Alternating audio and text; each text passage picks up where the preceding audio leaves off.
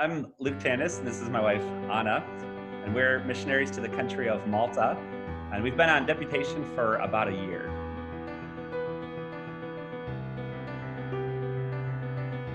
We sat down with our pastoral staff and through a couple different meetings, just talked about our interest in missions, even the scope of missions today, where our church had missionaries and potential fields that we could serve in.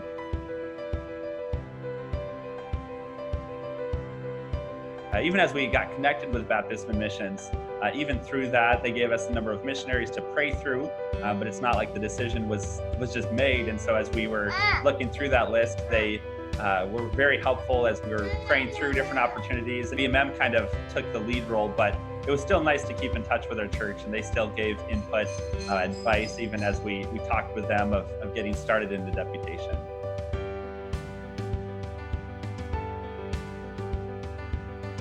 We would talk about what was necessary on a prayer card and what kind of things you should have on a prayer card.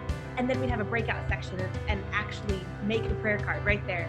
And those kind of things where it was very practical. And when we walked away from our training time, I felt like we could have went and done a church right then. Like we had the materials we needed, still had to brush them up, but they give us a lot of tools to help us. As we left those 2.5 weeks, I felt like we had so many resources that we could at least start in a deputation. And it's still a learning process, but just even of what they gave us in those 2 weeks helped us to learn along the way and to be able to make adjustments and to do deputation well.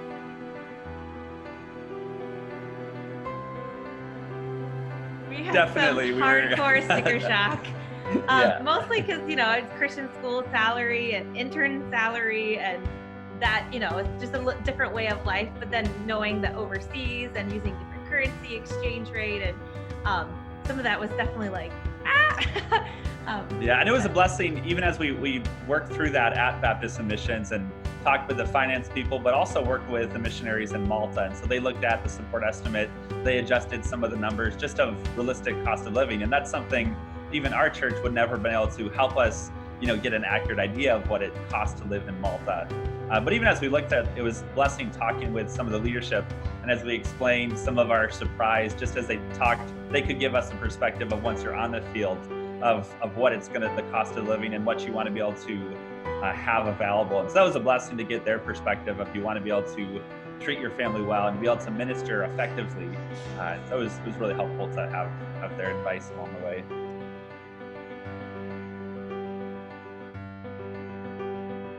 Back to work full time. I taught at our Christian school that's a part of our sending church. So it's one of those that we live in the parsonage, so it worked out, and I taught the last 5 years. So it was definitely busy and going out every weekend and doing deputation and coming back and teaching Monday through Friday. So that was the first 6 months of our deputation, was from January to June of the school year. And then Luke was able to stay on just as he was already an intern at the church, so he was able to still keep up some of those intern duties, but then also kind of scale back a little bit. And so that was just a huge part. And each person's story is unique for how they get to start into deputation. But having some full-time income coming in allowed me to devote all of my resources. And so even as the fall, as things got started, just even scheduling and going to meetings with pastor meetings, but then especially once January, when we were full-time presenting in churches, allowed me to be able to, even each week, continue to contact churches, follow up with churches. And we still had that first wave of income coming in, as well as then to be able to get ready. By June then, we were traveling almost full time. So it was a blessing to be able to have that some initial income at the beginning, and then I could devote full time to deputation.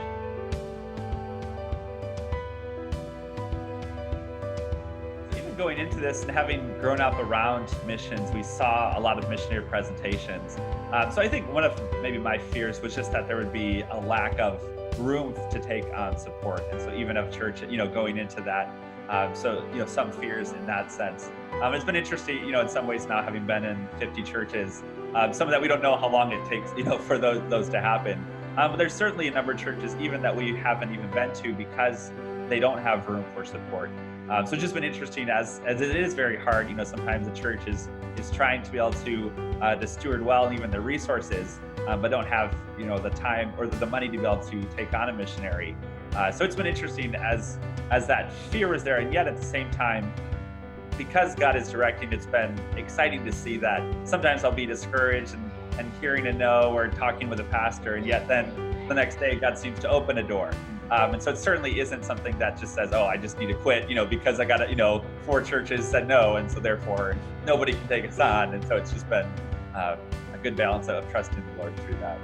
Yeah, I think, even some of the hard parts of deputation that we feared and have come kind of to fruition is more like mentally and emotionally are the hard parts, not actually like physically and getting things done, but some of those like long days and that's where like our hope is in the Lord. We have to keep reminding ourselves that our hope is not in, how many churches we got this week or things like that, but our hope is in God, who doesn't change.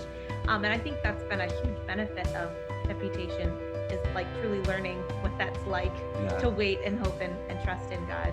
And I think another fear was just of that deputation taking too long. Certainly we've heard, many people have heard of different either horror stories, or it just seems like they just keep going. And yet I feel that even motivated us, and certainly we want to do our best. And yet hearing of that, even it was a blessing at the mission agency.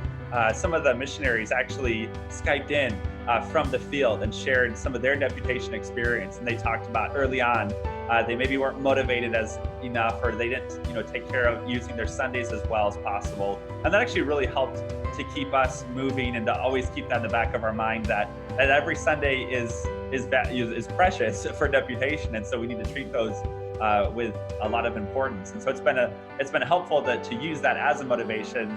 And certainly we don't know how long deputation will take, and it's in the Lord's hands, but we want to be able to do our best and not let it be for lack of effort or lack of diligence on our part.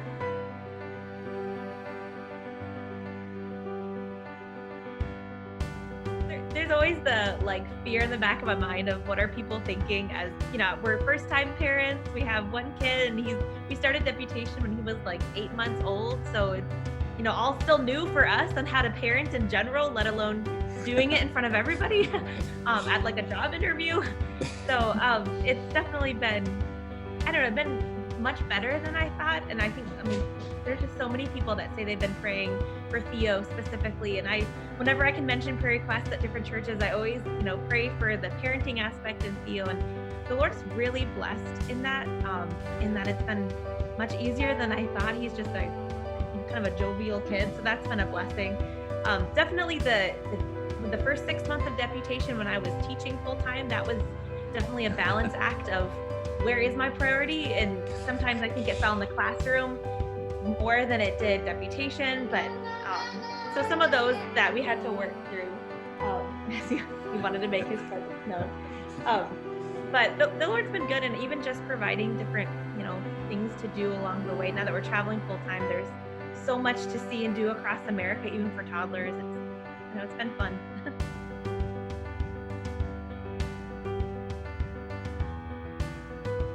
We'll be there for a morning service, and then between Sunday school and the morning service, we'll do our presentation. Many times we'll do that in Sunday school, and then we'll do the presentation along with a Q&A.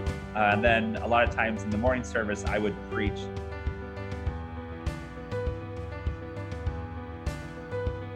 Not as dramatic as it seems. No, we've definitely learned to laugh at a lot of things. Usually the most awkward situations that we've learned to laugh at a lot. Like, it's all right. Yeah. Different isn't bad. Yeah, laugh and be flexible might be two of the most important things. Just as even deputation is a growing experience, even as we've received advice, there can be very different perspectives on deputation. And so even each story is so unique, and you just really have to customize it to your setting, even the churches you're in, your work setting. So much of it just being flexible, and making it work. There's no one exact way to do deputation.